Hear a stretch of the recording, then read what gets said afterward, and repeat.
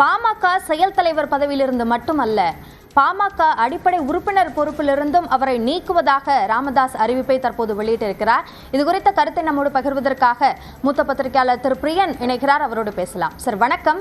ராமதாஸுடைய இந்த அறிவிப்பு இது எப்படி பாக்குறீங்க?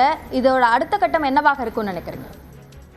பாமக பிளவு இப்போ ஒரு முழு வட்டம் வந்துருது. ஆக்சுவலா அதாவது அது இடையில ஏதோ சேருவதற்கான வாய்ப்பு இருக்கிறதுன்ற மாதிரியான விஷயங்கள் அடிபட்டுது. நல்லதே நடக்கும்லாம் ராமதாஸ் சொன்னாரு. பட் எந்த நல்லதும் நடக்கல. கடைசியில தொண்டர்கள் பயந்தபடியே அவர் அன்புமணி நீக்கப்பட்டு விட்டார்.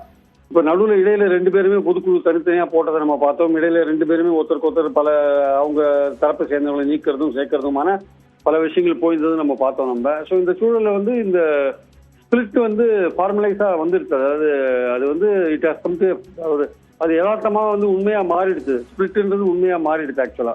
ஸோ இந்த சூழல்ல இவங்களுக்கு என்ன இருக்கிற ஒரே வழி இதுமே யார் உண்மையான பாமக என்று நிரூபிக்கிற ஒரு விஷயத்தை தான் இவங்க கையாள வேண்டியிருக்கு. அதுக்கு ஒண்ணு சிட்டிசன் கோர்ட் போகணும், சிவில் கோர்ட் போகணும், இல்ல தேர்தல் கமிஷன் போகணும். இது ரெண்டுத்துல இவங்க போயிட்டு அந்த அந்த விஷயங்கள் எவ்வளவு நாள் நீடிக்கும்னு சொல்ல முடியாது. ஆனால் இதை மீறி இதனால பாதிக்கப்படுறது யாருன்னு பாத்தீங்கன்னா பாமகவோட தொண்டர்கள் தான். இந்த ரெண்டு பேரும் இப்படி பிரிஞ்சிருக்கிறது பாமக தொண்டர்கள் ரொம்ப வேதனைப்படுத்தியிருக்கு. இந்த குடும்ப சண்டை கட்சியோட பிளவுக்கு இவ்வளவு தூரம் எக்ஸ்ட்ரீமா போகும்னு அவங்க எதிர்பார்க்கவே இல்லை.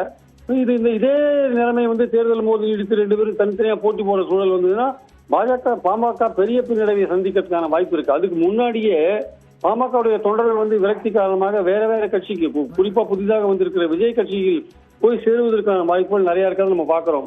சோ கிட்டத்தட்ட ஒரு குடும்ப சங்கம் ஒரு பிற்பட்டவர்களுக்காக துவங்கப்பட்ட ஒரு கட்சியில இவ்வளவு பெரிய பிளவை ஒரு குடும்ப சூழல் காரணமாக தோற்றுவிக்கிறது பாமக தொண்டர்களுக்கு வருத்தம் தரக்கூடிய ஒரு விஷயம். இந்த சண்டை தேர்தலுக்கு முன்னாடி முடியுமா, ஒன்று சேருமா அப்படின்னா அதற்கான வாய்ப்புகள் இல்லைன்னு ஒரேடியா மறுக்க முடியாது. ஏன்னா இது குடும்பம் சம்பந்தப்பட்ட ஒரு விஷயமா இருக்கிறதுனால குடும்பம் எதிர்காலத்தை கணக்கில் கொண்டு எந்த கட்டத்துல வேணா அவங்க ஒன்றுபடுறதுக்கான வாய்ப்புகள் இருக்கு. அதனால பொறுத்து இருந்தான் பார்க்கணும். தற்போதைய சூழல்ல இந்த பிளவு என்பது பளிச்சுன்னு வெளியில தெரியற அளவுக்கு மாறிடுது. இனிமேல் இது கோர்ட்டு கேஸுன்னு போகும்போது அது எப்படி போகுது என்பது பார்க்க வேண்டும். ஆனால் சேருவது அப்படின்றது அதுக்கான வாய்ப்பையும் நம்ம முற்றிலும் ஒதுக்கி விட முடியாது. ஆக்சுவலா இணைப்பில் உங்களுடைய கருத்துக்களை பகிர்ந்து கொண்டமைக்கு நன்றி திரு பிரியன்.